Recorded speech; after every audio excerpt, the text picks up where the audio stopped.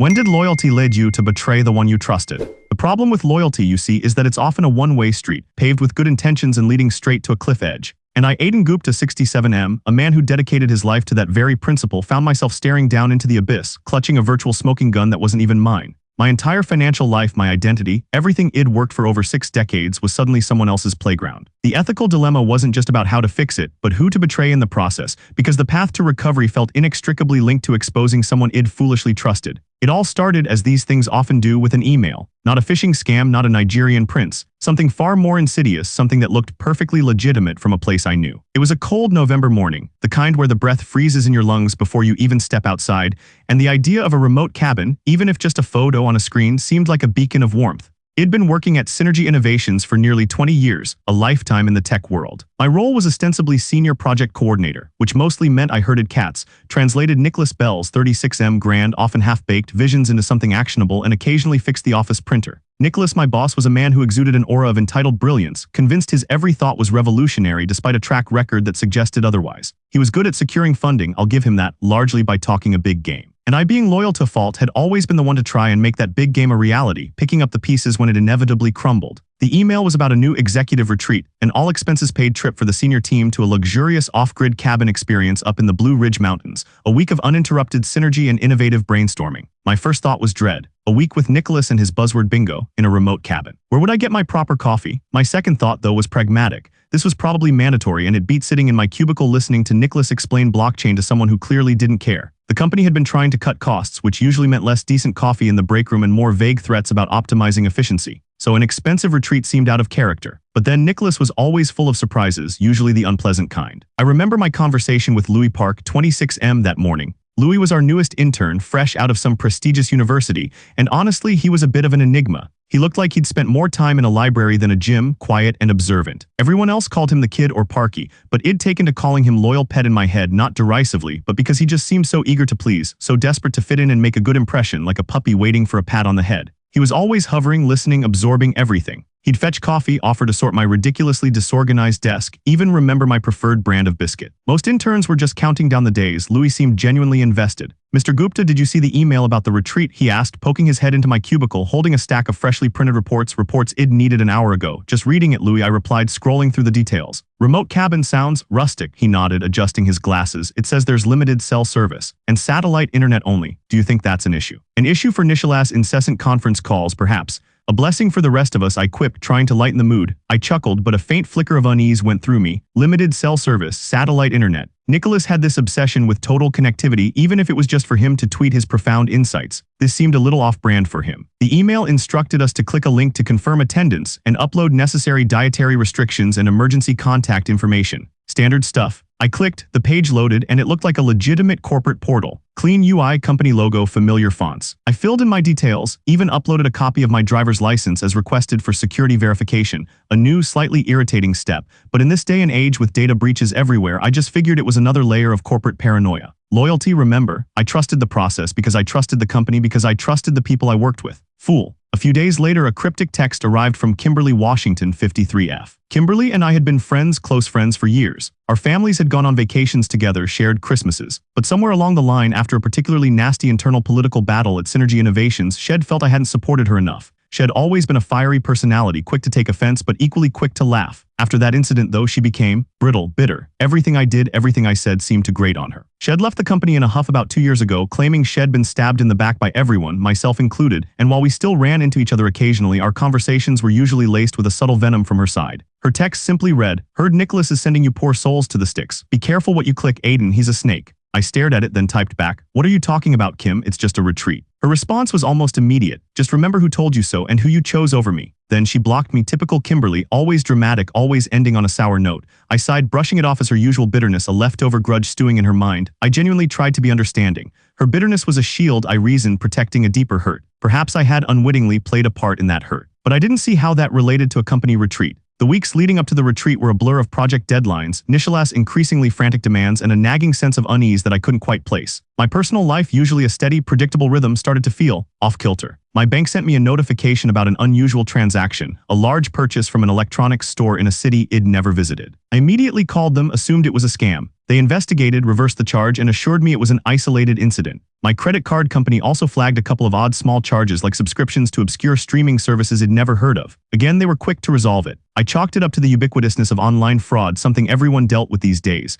I reinforced my passwords, ran a full system scan on my home computer. Nothing. One afternoon, Louis came to my cubicle looking unusually pale. "Mr. Gupta, have you noticed anything strange with your online presence?" I frowned. Strange, like what, Louis? Has someone started posting pictures of me in a Speedo? He actually managed a weak smile. "No, nothing like that, more like data information. I was just checking something for Mr. Bell and I stumbled across a public record that seemed to have some of your details listed incorrectly." "Or someone else's?" He hesitated, fidgeting with the strap of his messenger bag. "I probably shouldn't even be mentioning it." "Louis, out with it. Incorrect details how?" "Well, it was a property record and your name was attached to a cabin in the Blue Ridge Mountains, a specific address, but the purchase date was very recent, like last month, and the price, well, it was a significant amount. I just thought it was odd since I know you live in the city." He looked genuinely distressed, clearly uncomfortable with sharing what he'd found. This kid, loyal to a fault himself, was probably agonizing over violating some unspoken rule. My blood ran cold. A cabin in the Blue Ridge Mountains that matched the retreat location exactly. "Louis, what public record?" he stammered. "It was on a specialized real estate data aggregate for property tax assessments." I was cross-referencing something for Mr. Bell, trying to find comparable properties for a valuation project he's working on.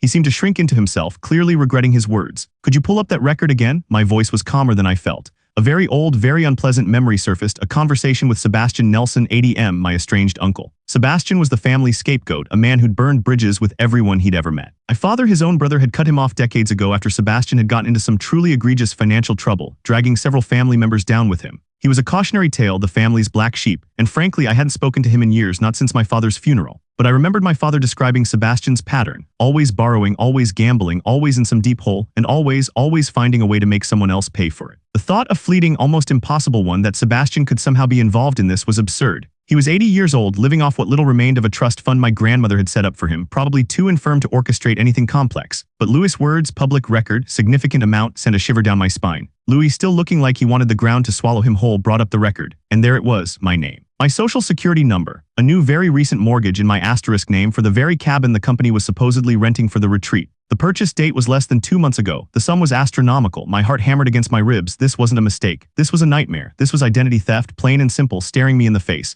I felt a cold dread spread through my stomach, replacing the morning's lukewarm coffee. My loyalty, my trust, had been exploited. Who would do this? Why? And how did they get my driver's license, my social security number, all the details needed for such a massive fraud? The retreat email, the security verification, it all clicked into place with a sickening thud. The asterisk, legitimate-looking asterisk corporate portal was a sham. I'd handed over the keys to my entire financial life. I looked at Louis, who was nervously tapping his fingers on the keyboard, not meeting my eye. He clearly sensed the gravity of the situation, even if he didn't understand the full scope. "Louis," I said, my voice barely a whisper, "thank you. You have no idea how important this is." He just nodded, biting his lip. I spent the rest of the day in a fog trying to process it. I called my bank again, explaining the situation, but this time the tone was different. They were sympathetic but firm. With my signature with all my details, it was a much harder battle. They advised me to contact the police immediately. The idea of going to the police, explaining how I, a supposedly sharp 67-year-old, had fallen for such a thing was humiliating. But the alternative, losing everything, was worse. The retreat was scheduled for the following week. I knew I had to go, not for the synergy, but because the cabin, the one now apparently mine, was the key. It was where this whole mess seemed to coalesce. I needed to see it to understand what I was walking into. It felt like walking into a trap, but I had to know the full extent of the damage. And somewhere in my mind, a little voice, the voice of the loyal fool, whispered, maybe it's a mistake. Maybe there's an explanation. The journey to the cabin was long and winding, taking us deep into the mountains, past sleepy towns and dense forests. Nicholas, of course, rode in the front of the SUV, pontificating loudly about the disruptive potential of integrated biometrics while the rest of us tried to feign interest. Louis was surprisingly quiet, buried in a book. Kimberly's warning text, Sebastian's past, Nishilas' suspicious retreat. My mind raced through possibilities, each one more frightening than the last. I felt a pit grow in my stomach with every mile marker we passed. We arrived as dusk was settling, casting long, eerie shadows. The cabin was exactly as it had appeared in the photos, sprawling, rustic chic, surrounded by towering pines. Isolated. The air was crisp, bitingly cold, and the silence was profound, broken only by the crunch of tires on gravel and the distant hoot of an owl. No cell service, just as Louis had warned. A palpable sense of dread settled over me. This wasn't just a retreat, it was ground zero for the collapse of my life. I stepped out of the vehicle, the cold air hitting my face, and looked up at the darkened windows of the cabin. My cabin. I felt a strange mix of ownership and profound alienation. Inside, the cabin was even more impressive, if a little too polished for my taste. Huge stone fireplace, plush leather sofas, smart home devices everywhere. Nicholas was already barking orders, setting up his laptop, complaining about the satellite internet speed. This is primitive, Aiden. How am I supposed to innovate with download speeds slower than dial-up? I nodded absently, my eyes scanning the room. My mind was racing, trying to find a way to access the property records to start untangling this nightmare. I needed real internet, a proper connection, not this glorified tin can over the atmosphere. Later that evening, after a truly dreadful team-building exercise led by Nicholas involving trust falls and buzzword bingo, I managed to get a moment alone with Louis. He was sitting by the fire nursing a mug of lukewarm cocoa, looking utterly miserable. "Louis," I began, keeping my voice low. "Can you do something for me? Something discreet?" He looked up, his eyes wide. "Of course, Mr. Gupta, anything. That real estate data site you mentioned. Do you think you could access it from here with the satellite internet? I need to verify something critical, and I need to do it without anyone else knowing." He chewed his lip. "It's a pretty heavy site, Mr. Gupta, lots of data. This satellite connection is flaky at best, but I can try. I have a portable hotspot I use for gaming. It might boost the signal a little, but it's not really meant for this kind of work." "Why is it about what I told you earlier?" I just looked at him, my expression grim. "It's exactly about that, Louis, and it's much worse than I thought." He saw the gravity in my eyes and nodded, a flash of determination replacing his usual timidness. "Okay, Mr. Gupta, I'll do my best. We can try after everyone's asleep." That night, long after Nicholas had finally stopped pontificating and the rest of the team had retreated to their rooms, Louis and I huddled in a corner of the living room, illuminated only by the faint glow of the fireplace and the screen of his laptop. He'd set up his tiny hotspot, its blinking light a defiant beacon in the darkness. He navigated to the site, the pages loading at a glacial pace. Each byte felt like a lifetime. "It's struggling, Mr. Gupta," Louis whispered, his brow furrowed in concentration. "The connection keeps dropping." We waited, minutes stretching into an eternity. Finally, the specific property record loaded. My name, my address, the full details of the mortgage. It was all there, indisputable. "My identity stolen, used to buy this very cabin." "There's something else here though," Louis said, pointing to a small, almost invisible link at the bottom of the page. "It says lender's representative contact. This isn't usually public." I leaned closer, my heart pounding. Louis clicked the link. The page loaded agonizingly slowly, pixel by pixel, until a name appeared, a name that hit me like a physical blow, sucking the air from my lungs. It couldn't be not him. It was a name that evoked decades of family shame, a lifetime of careful avoidance. "Sebastian Nelson, my uncle. Mr. Gupta, are you all right?" Louis's voice was a concerned whisper. I couldn't speak. The screen flickered, the satellite internet connection already tenuous, giving a final, desperate gasp. Then the screen went black. The hotspot light went out, total darkness. The technology had failed, leaving me alone with the impossible, horrifying truth. Sebastian, the family scapegoat. The man who had always managed to drag others down with him. But how, why, and what was I supposed to do now? My world had just been shattered, and the person holding the hammer was family. The retreat had become a trap, the cabin a cage, and the only way out was through a web of betrayal and legal action that would undoubtedly destroy what little remained of my personal peace. And the worst part was I had no proof, no connection, nothing but a name on a flickering screen that had now gone dark. I was stranded, my life stolen, in a remote cabin that was now legally mine, with a technology disaster that had just cut me off from the world and a horrifying truth I couldn't yet prove. The screen went black, a sudden absolute void that swallowed the last horrifying piece of information. The little hotspot's defiant blink ceased, plunging us into a silence so profound it felt like a physical weight. Sebastian, my uncle. The name echoed in the cavern of my mind, a phantom bell tolling the end of everything I thought I knew. I felt a visceral lurch as if the ground beneath me had dissolved. My carefully constructed world, built on principles of trust and steady effort, crumbled into dust. "Mr. Gupta, are you all right?" Louis' voice, a thin thread of concern, cut through the oppressive darkness. He reached out, his hand brushing my arm tentatively. I flinched, not from his touch, but from the raw, exposed nerve that was my identity. "No, Louis," I managed, my voice raspy, a stranger's voice. "No, I am far from all right." My mind raced, grappling with the unthinkable. Sebastian, the family scapegoat, the cautionary tale. How, why? He was an old man, frail, living on the fringes. This level of sophisticated fraud, it didn't fit. But the name, the link, the irrefutable data had been there. For a fleeting, desperate second, I wanted to believe it was a glitch, another failure of the shoddy satellite internet. But the cold dread in my stomach told me otherwise. The technology disaster had not only cut me off, it had unveiled a truth too terrible to bear, then snatched away the immediate proof. "What was it, Mr. Gupta? What did you see?" Louis pressed, his voice low, urgent.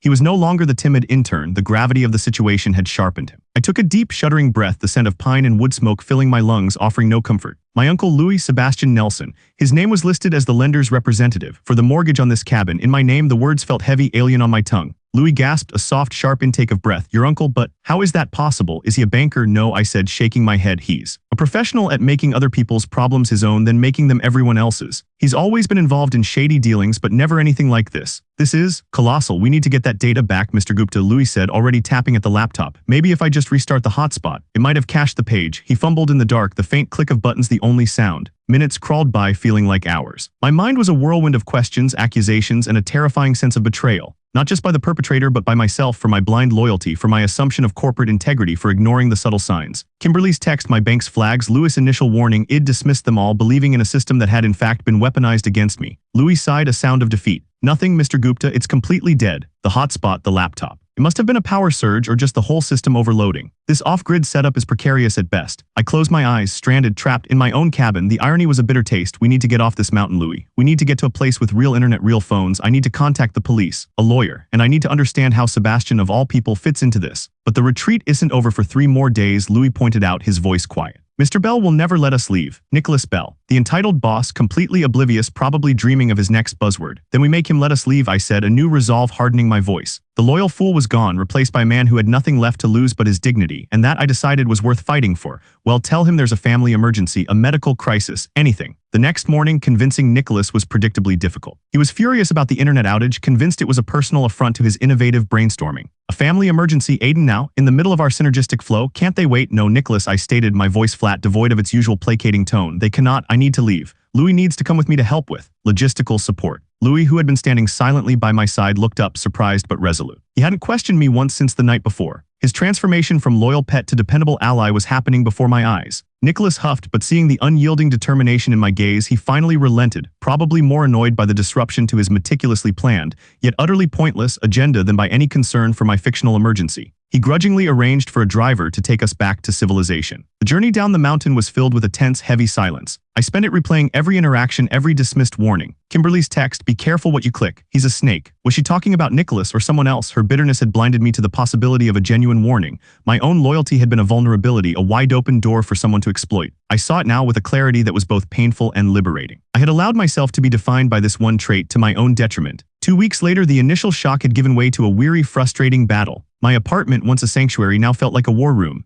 I'd filed a police report, contacted my bank's fraud department, and most difficult of all, spoken to a lawyer specializing in identity theft. The humiliation of explaining how I'd willingly uploaded my driver's license and social security number to a fraudulent portal was a bitter pill to swallow. The police were sympathetic but overwhelmed. The bank was helpful but cautious, emphasizing the uphill battle of proving fraud when all my details were seemingly provided by me. Mr. Gupta, with your signature on the mortgage documents, even if it's digital, proving you didn't authorize it will be incredibly complex.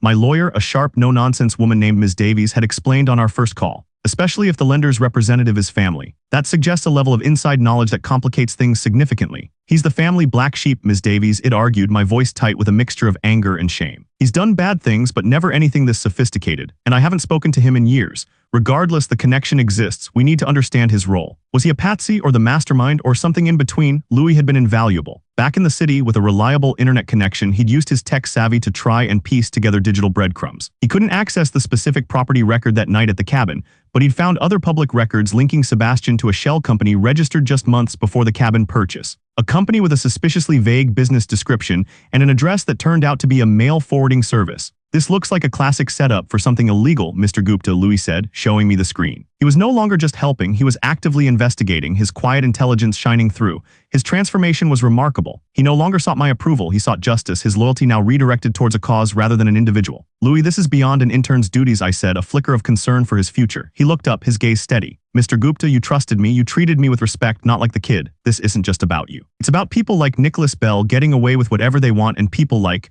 you getting hurt. I want to help. His earnestness was disarming. I realized then that my initial somewhat patronizing moniker of loyal pet had been entirely wrong. Louis' loyalty was not blind obedience. It was a deeply ingrained sense of duty and integrity, something I'd clearly underestimated. We discovered that Sebastian had a history of involvement in obscure, often financially dubious online ventures, mostly pyramid schemes and pump-and-dump stock scams, but nothing of this magnitude. It felt like he was a tool perhaps for someone else. But who? My thoughts kept returning to Kimberly. Her bitter warning. Was it just a general caution or did she know something specific? I decided to take a chance, sending her a carefully worded email, not through my old personal account, but a new, secure one Louis had set up. I simply wrote, Kimberly, I am in serious trouble and I think it relates to what you warned me about. Please, if you know anything, I need your help. Aiden, I didn't expect a response. Our last interaction had been her blocking me. A month had passed since the cabin debacle. The legal process was slow, expensive, and emotionally draining. Every day brought a new stack of documents, a new form to fill out, another call with Ms. Davies. The cabin, legally mine but a financial albatross, was tied up in legal limbo. My credit score had plummeted. I felt adrift, my sense of self eroding with each new piece of bad news. Then an email from Kimberly. It was short, curt, and typically Kimberly, meet me at the old diner Tuesday, 6 p.m. Come alone. Don't tell Nicholas. Don't even look at him funny. And don't think for a second we're friends again, Aiden. This is business. I showed it to Louis. She's agreed to meet. I have to go. Be careful, Mr. Gupta, he cautioned. Kimberly can be volatile and she still holds a lot of resentment. I know I sighed, but she might be the key. Meeting Kimberly felt like walking into a minefield. The diner was the same, the chipped Formica tables, the smell of stale coffee and burnt toast. She was already there nursing a cold cup of tea, her expression a familiar blend of defiance and hurt. Don't tell me you actually fell for Nishalas' little scheme, Aiden, she began, not even a greeting. I warned you. I tried to tell you he was a snake. What scheme, Kim? The identity theft? The cabin? I leaned forward, my voice urgent. How much do you know? She took a slow sip of her tea, her eyes fixed on some distant point. It wasn't Nicholas, not directly. He's too stupid to pull off something this clever. He just provided the opportunity. She paused, a flicker of pain crossing her face. After I left Synergy, I was struggling. Nicholas had spread a lot of lies about me, about my incompetence. My reputation was shot. Then out of the blue, my uncle Sebastian called me. I stared. Sebastian, my uncle? Yes, your asterisk uncle, she spat, the bitterness returning. He said he had a proposition. A way for me to get back at Nicholas, to make a lot of money and to prove my worth. He claimed he had a network, a way to optimize data for a new real estate venture. He needed someone with insider knowledge of Synergy, someone who knew who held the keys to the kingdom. My blood ran cold. He needed you to identify targets? No, she said, her voice dropping. He needed me to build the fake portal, to make it look legitimate. I was good at UI UX, you know that. He said it was for market research, to gather data on employee preferences for a new benefits package. He even gave me a specific list of people to target: senior management, people with significant assets. Nicholas was at the top of that list, believe it or not. He wanted Nishalas' financial data too. She finally met my gaze, a flash of something that looked like regret in her eyes. I didn't know it was identity theft, Aiden, I swear to God. He just said it was about leveraging personal data for strategic investments. He was always talking in riddles like a bad cult leader. But you sent me that text, Kim. You warned me, I said, confusion clouding my mind. She looked away, picking at a loose thread on her sleeve. That came later, after I'd done the work. After I started seeing things on Sebastian's server, things that didn't add up. Accounts being opened, large sums of money moving around. I confronted him. He just laughed and said I was being paranoid, a bitter ex-employee with a chip on my shoulder. But then I saw your name attached to that cabin and I knew he'd use my work to screw you over after all I'd done for him. I hated you then, Aiden, for so many reasons, but I didn't want to see you completely ruined. I sent that text, hoping it would make you cautious. But you, Mr. Loyal to a fault, you just clicked. Her voice was laced with a familiar, resentful satisfaction. So Sebastian was the mastermind? I asked, trying to connect the dots. Not the only one, she said. He had a partner, someone he called the architect. I never saw them, never spoke to them directly. All instructions came through Sebastian. But the architect was the one who designed the entire operation, the one who identified the targets, who knew about Synergy's structure, its vulnerabilities. Sebastian was just the charming, slimy frontman. Do you know who the architect is? She shook her head. Never saw a face, heard a name. But Sebastian used to talk about how clever they were, how they knew everything about the company from the inside, how they'd been planning this for years, building the pieces, waiting for the right moment. The retreat, the off-grid location. That was the architect's idea, to isolate the targets, to make it harder to detect the fraud immediately. My mind raced. Someone inside Synergy. Someone with an intimate knowledge of the company, its financial structure, its employees. Someone who could orchestrate a fake corporate portal, a fake retreat. Someone who needed a patsy like Sebastian and a bitter tech-savvy ex-employee like Kimberly. There was only one person who fit the bill. The entitled, manipulative genius who always talked a big game but delivered little, Nicholas Bell. He wouldn't be the mastermind in the traditional sense, but he certainly had the hubris and the access to be the architect. The thought hit me with the force of a physical blow. Of course. Nicholas had funded his extravagant lifestyle and his flailing ventures by preying on the very people he purported to lead. My loyalty again had been a shield for his deceit. Nicholas, I whispered, the name a bitter curse. Kimberly's eyes widened slightly. Nicholas, you think? Nicholas Bell is the architect, she frowned, considering it would fit. He's always been good at setting things up, then letting others take the fall. He talked about disrupting the financial sector. Maybe this was his idea of disruption. Her expression softened just slightly. He's certainly the kind of snake I warned you about, Aiden. I called Ms. Davies immediately after leaving the diner, giving her Kimberly's full account. She was skeptical but intrigued. This changes things significantly, Mr. Gupta. It moves Sebastian from potentially the sole perpetrator to an accomplice and introduces a much bigger player. But we need proof. Kimberly's testimony is a start, but she's also an accomplice, albeit unwitting. We need something more concrete. Over the next few weeks, Louis and I became an investigative duo. He dug deeper into Sebastian's shell company, tracing digital footprints. I started quietly looking at Nishalas' finances, his company projects, and his behavior with new, cynical eyes. I saw the patterns I'd ignored for years. The grand claims, the minimal delivery, the frequent funding rounds that seemed to vanish into thin air, only for him to buy another luxury car. My loyalty, once a badge of honor, now felt like a brand of idiocy. One afternoon, Louis found something crucial. Mr. Gupta, remember those obscure streaming services you were charged for? The ones your credit card company flagged? Yes, Louis, fraudulent charges, they said. Well, I cross-referenced them with a list of IP addresses that access Sebastian's shell company servers. There's one IP address that consistently appears on both. It's registered to a private VPN, but the times it's active and the activity it shows perfectly align with Nicholas Bell's work schedule. And the charges for those streaming services were from an account opened with your stolen identity, but accessed repeatedly from that very same IP address. Circumstantial, but it was a link. A pattern. Nicholas using my stolen identity to pay for his entertainment, accessed through the same VPN he used to connect to Sebastian's fraudulent network. It wasn't a smoking gun, but it was a significant piece of the puzzle. Armed with Kimberly's statement and Lewis' digital findings, Ms. Davies felt confident enough to approach the authorities with a more coherent case, requesting a more thorough investigation into Sebastian and, crucially, Nicholas. The police initially scoffed at the idea of a prominent tech CEO being involved in such a scheme, but the evidence, however circumstantial, was mounting. A few months passed. The legal wheels turned slowly. The emotional toll was immense. I was still fighting to reclaim my identity, to unwind the fraudulent mortgage. My savings were dwindling, replaced by legal bills. I often felt like giving up, letting it all go. But then I'd think of Louis tirelessly working beside me, his initial timidity replaced by a quiet strength. I'd think of Kimberly, who, despite her bitterness, had risked her own skin to give me information.